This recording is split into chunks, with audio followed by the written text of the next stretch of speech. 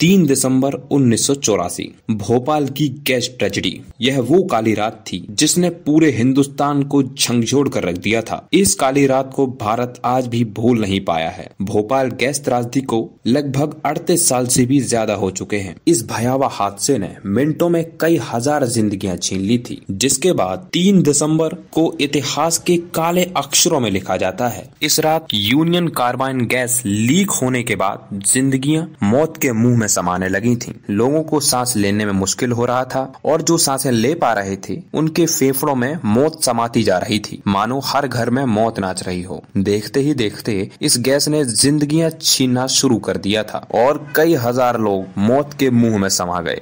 आइए जानते हैं क्या हुआ था उस रात और किस कारण हजारों लोगों ने पल भर में अपनी जान गंवा दी थी। साल 1969 में 7 नामक एक यूएस की पेस्टिसाइड यानी कीटनाशक कंपनी को मध्य प्रदेश के भोपाल में स्थापित किया गया था। पेस्टिसाइड को लिक्विड फॉर्म में अंडरग्राउंड 3 बड़े टैंक्स में रखा जाता था, E610, E611 और E619। ये वही तीनों टैंक थे जिनमें यह लिक्विड फॉर्म रखा गया था। पहले 2 टैंक जो कि E610 एंड E611, इन दोनों टैंक्स को पूरा MIC से भर दिया जाता था। इसी के साथ E619 को पूरा खाली रखा जाना था, जो कि इमरजेंसी के लिए होता था। E610 एंड E619 को 60% ही भरकर रखना होता था, बाकी 40% खाली रखा जाना था। दरअसल MIC पानी और हवा के कांटेक्ट में आने पर MIC एक पॉइजन गैस में कन्वर्ट हो जाती है, जो कि काफी खतरनाक गैस होती है। इन तीनों टैंक्स में से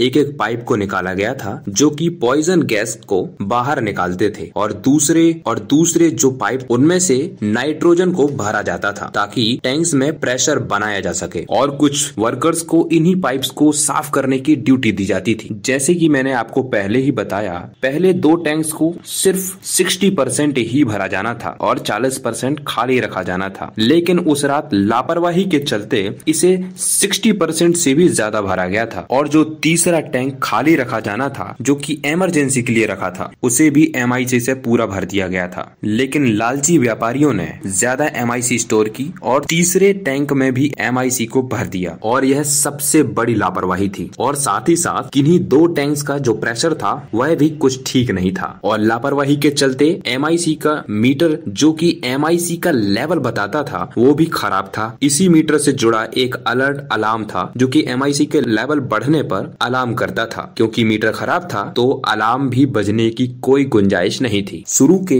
10 सालों तक इन टैंक्स का कोई भी काम नहीं था, क्योंकि 1969 से 1979 तक कंपनी केमिकल को बाहर से इंपोर्ट करती थी। लेकिन 1979 में सरकार ने यूनियन कार्बाइड को केमिकल बनाने की मंजूरी दे दी थी। 1979 से यह सिलसिला यूं ही चलता रहा। अगले ही 5 सालों बाद 1984 3 दिसंबर की वह काली रात, जिस दिन कड़ाके की ठंड पड़ रही थी, जब 2 दिसंबर 1984 की रात वर्कर्स इन पाइप्स को साफ कर रहे थे, जब ही वर्कर्स नोटिस करते हैं पानी पाइप के अंदर तो जा रहा है लेकिन दूसरी ओर से बाहर नहीं निकल रहा है। हालांकि यह बात उन्होंने अपने सुपरवाइजर को भी बताई, लेकिन अब तक काफी देर हो चुकी थी। लगभग रात के 10 बजे पानी E610 में प्रवेश कर जाता है। जैसे कि मैंने आपको पहले ही बताया था कि MIC इन टैंक्स में जरूरत से ज्यादा ही भरी गई थी। टैंक्स में पानी के जाते ही उसमें काफी बड़ा रिएक्शन हो गया। करीब 1 घंटे बाद जब अगली शिफ्ट में नए वर्कर्स आते हैं और तभी वह यह नोटिस करते हैं कि उनकी आंखें जल रही हैं और उन्हें कुछ अजीब सी स्मेल भी आ रही है। तब जाकर वे प्रेशर लेवल को देखते हैं तो वह नॉर्मल से थोड़ा ज्यादा था, पर ज्यादा जानकारी ना होने के कारण उन्हें यह नॉर्मल लगा। स्टिल उनकी आंखें जल रही थी। अब समय 12:45 तक हो चला। अब तक उन्हें यह पता चल ही गया था कि कहीं न कहीं कुछ लीकेज हुआ है। अब सभी वर्कर्स लीकेज को ढूंढने में लग जाते हैं। इन्हीं वर्कर्स में से एक वर्कर, जिसका नाम मिस्टर सुमन डे था, जो कि एक लीकेज को देखते हैं कि कोई पीली गैस पाइप से बाहर निकल रही है। लेकिन फिर भी वर्कर्स ने इसे नजरअंदाज करके टी ब्रेक लेने की सोची। यह तीनों टैंक्स अंडरग्राउंड थे। गैस के लीकेज के प्रेशर के कारण ऊपरी दीवारों की सतह टूटने लगी थी। अब जाकर मिस्टर सुमन डे कंट्रोल रूम में भागते हैं अलार्म बजाने के लिए, और इसी के साथ अब जाकर ये पानी का पाइप बंद किया जाता है, जो कि 3 घंटे बीत जाने के बाद बंद किया गया था। अब तक काफी देर हो चुकी थी। कहा जाता है इस गैस का प्रेशर इतना तेज था कि मिनटों में यह गैस पूरे शहर में फैल जाती है। गैस लोगों के घरों में घुसना शुरू हो जाती है। लोगों में अफरा तफरी मच जाती है। लोगों का हांफना शुरू हो जाता है। देखते ही देखते लोगों ने दम तोड़ना शुरू कर दिया। सभी लोगों को सांसें लेने में काफी तकलीफ हो रही थी। लोगों ने अस्पताल जाना शुरू कर दिया था, शायद जान बचाई जा सके, पर डॉक्टर्स भी इसे समझ नहीं पा रहे थे कि आखिर ये है क्या। इस गैस की चपेट में जो आया